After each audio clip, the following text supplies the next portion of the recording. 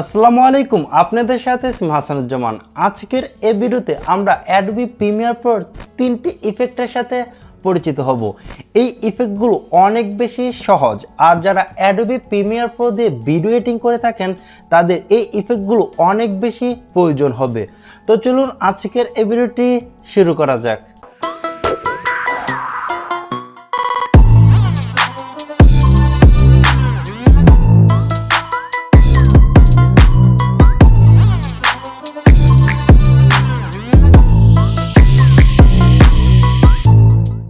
এক নম্বরে হলো ফ্লিপ। আমাদের অনেক সময় ভিডিওটাকে পাশাপাশি উল্টানো প্রয়োজন হয়, আবার অনেক সময় লম্বালম্বি মানে উপরে নিচে উল্টানো প্রয়োজন হয়ে থাকে। সেক্ষেত্রে আমরা ইফেক্টে চলে আসব, এখানে টাইপ করব ফ্লিপ। এখানে দেখতে পারবেন যে হরিজন্টাল ফ্লিপ, ভার্টিক্যাল ফ্লিপ।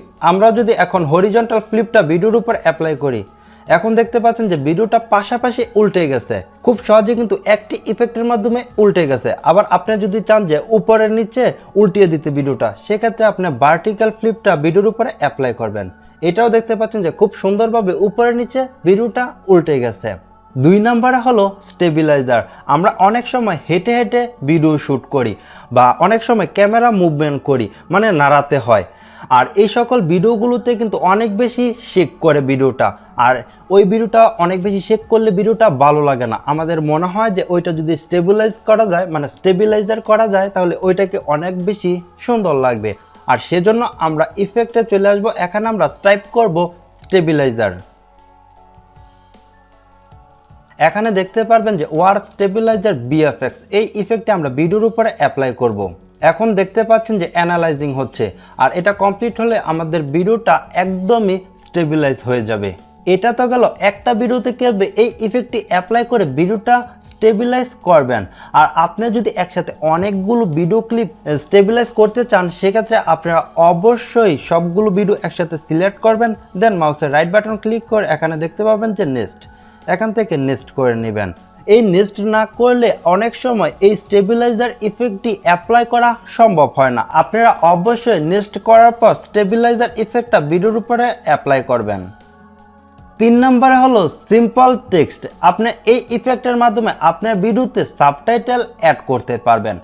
আর এই সাবটাইটেল অ্যাড করলে সুবিধাটা কি? আপনি যদি একটি ইংলিশে ভিডিও তৈরি করেন, আর আপনি যদি ওই ভিডিওর উপরে বাংলাতে সাবটাইটেল দিয়ে দেন, তাহলে কিন্তু বাংলা ভিউয়ার্সটা, মানে যারা বাংলা বুঝে তারাও দেখবে, যারা ইংলিশ বুঝে তারাও দেখবে। আপনি বাংলাতে কোনো ভিডিও তৈরি করেছেন, সেক্ষেত্রে আপনি যদি ইংলিশে সাবটাইটেল দিয়ে দেন, সেক্ষেত্রে বাংলা যারা বুঝে তারাও দেখবে, ইংলিশ যারা বুঝে তারাও দেখবে। এটা হলো সাবটাইটেলের সুবিধা। তো আমরা এখন দেখব কিভাবে এই ইফেক্টের মাধ্যমে সাবটাইটেল অ্যাড করতে হয়। তার জন্য আমরা প্রথমে ইফেক্টে চলে আসব, এখানে সার্চ করব সিম্পল টেক্সট। এই সিম্পল টেক্সটটি আপনি সরাসরি ভিডিওর উপরে অ্যাপ্লাই করেও এডিট করতে পারেন, আবার আপনি অ্যাডজাস্টমেন্ট লেয়ারের উপরেও অ্যাপ্লাই করে এডিট করতে পারবেন। তবে আমি রিকমেন্ড করব যে আপনারা অবশ্যই অ্যাডজাস্টমেন্ট লেয়ারের উপরে অ্যাপ্লাই করবেন। তো আমরা প্রথমে প্রজেক্টে চলে আসি, এখান থেকে মাউসের রাইট বাটন ক্লিক করার পর নিউ আইটেম অ্যাডজাস্টমেন্ট লেয়ার, এখান থেকে ডিফল্ট সেটিং রেখে ওকেতে ক্লিক করব। এখন এই অ্যাডজাস্টমেন্ট লেয়ারটা টাইমলাইনে নিয়ে আসি। এখন ভিডিওর সাথে একদম অ্যাডজাস্ট করে নিব। অ্যাডজাস্টমেন্ট লেয়ারটি ভিডিওর সাথে অ্যাডজাস্ট করার পর আমরা ইফেক্টে চলে আসব, আর এই সিম্পল টেক্সট ইফেক্টটি অ্যাডজাস্টমেন্ট লেয়ারের উপরে অ্যাপ্লাই করব। এখন প্রোগ্রাম মনিটরে দেখতে পাচ্ছেন যে ডিফল্ট টেক্সট। আমরা এখন ইফেক্ট কন্ট্রোলসে চলে আসি, এখান থেকে একটু নিচে চলে আসি, এখানে দেখতে পারবেন যে এডিট টেক্সট, এখানে ক্লিক করি। এখানে আপনি নিজের মতো করে টেক্সট করতে পারবেন। আমি নোটপ্যাডে কিছু টেক্সট করে রেখে দিয়েছি, এখান থেকে আমি কিছু অংশ কপি করি, কপি করে এখানে পেস্ট করে নেই। এখন ওকেতে ক্লিক করি। এখন দেখতে পাচ্ছেন যে পুরো ভিডিওতে একই সাবটাইটেল, মানে একই টেক্সট আছে। আমি যদি চাই এখন মাল্টিপল টেক্সট, মানে একসাথে অনেকগুলো টেক্সট, মানে একটা ভিডিওতে অনেকগুলো টেক্সট আর কি অ্যাড করব। সেজন্য আমি এখান থেকে যেমন রেজল্ট টুলটা সিলেক্ট করি, দেন এখান থেকে এই অ্যাডজাস্টমেন্ট লেয়ারটা এখান থেকে কেটে নিই। এখন দেখতে পাচ্ছেন যে 2টি অংশ হয়ে গেছে। ঠিক এরকমভাবে আপনার যতগুলো অংশ প্রয়োজন এতগুলো অংশ কেটে নেবেন। এখন আমরা সিলেকশন টুলটি সিলেক্ট করি, আর এই অ্যাডজাস্টমেন্ট লেয়ারটা সিলেক্ট করি। এখন আমি আবার এখান থেকে এডিট টেক্সটে ক্লিক করি। এখানে আমি এই টেক্সটটা একটু চেঞ্জ করব। তো এখান থেকে আমি কিছু অংশ কপি করি, এখানে ওই লেখাটুকু পেস্ট করি। এখন ওকেতে ক্লিক করি। এখন দেখতে পাচ্ছেন যে খুব সহজে দুটি টেক্সট অ্যাড করে নিয়েছি। ঠিক এরকমভাবে আপনার যত খুশি তত বেশি অ্যাডজাস্টমেন্ট লেয়ারটা কেটে অ্যাড করে নেবেন টেক্সটগুলো। তো আমরা এখন ইফেক্ট কন্ট্রোলসে চলে আসছি, আর এখানে দেখতে পারবেন যে পজিশন, আপনি এই টেক্সটের পজিশনটাও চেঞ্জ করতে পারবেন। আবার এখান থেকে আপনি লেফট সাইডে রাখবেন টেক্সটটা, নাকি রাইট সাইডে রাখবেন, নাকি একদম সেন্টারে রাখবেন, সেটাও কিন্তু এখান থেকে সিলেক্ট করতে পারবেন।